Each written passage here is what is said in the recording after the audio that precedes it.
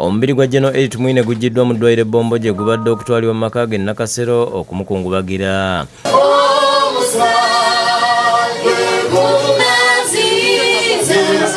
Eno gibadde miranga nakwazirana nga gutuusibwa.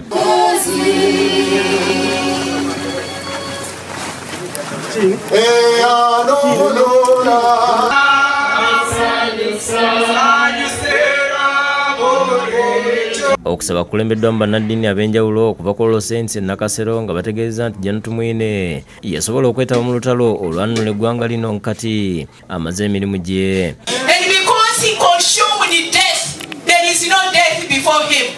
And therefore, much as we see this body here, General is not dead.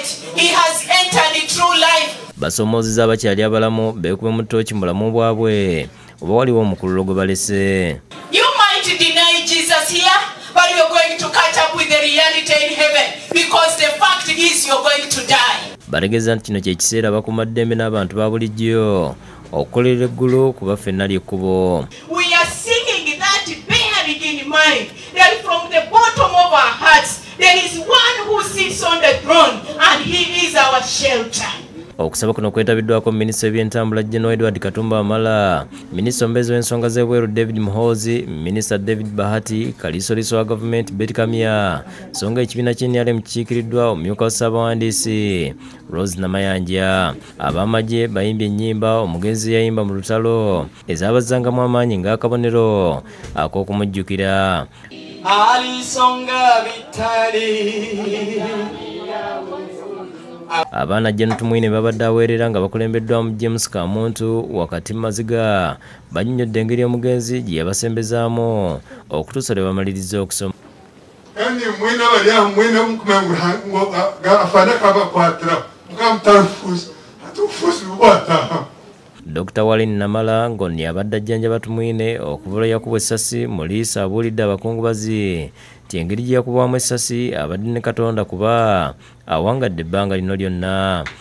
He had been hit by some backfire of an RPG. But anyhow, so they brought me to Mwine in casualty in Nagwo, and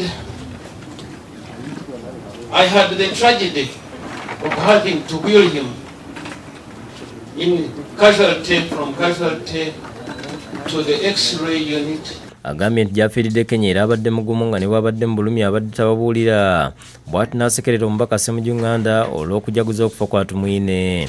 If Uganda, Honorable Uganda, is seeing and listening, Tumwine cannot be known by the job he did as a Minister of Security.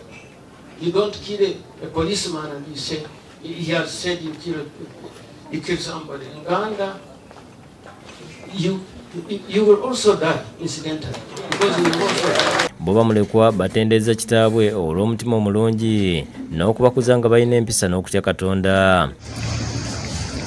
Loving Daddy, as much as he loved us too much, but we loved him back. Bebazza abantu bonna ababeereddewo. Bamulekwa nga bakulembeddwa mu Shiba Namala bannyonnyodde engeri kitaabwe gy'abagaddemu era ne basaba buli gwe yasubya amusonyiwe. Please forgive him. He forgave you. If you also wronged him, he forgave you.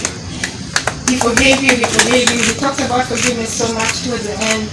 And I don't know for people who went for functions that he was at, he talked about how he even forgave a mosquito. So kindly take this apology from us on behalf of Daddy, and also receive forgiveness on behalf of Daddy. Robin Nantale yakusakidde gwino ku Bukedde TV. Alisonga bitali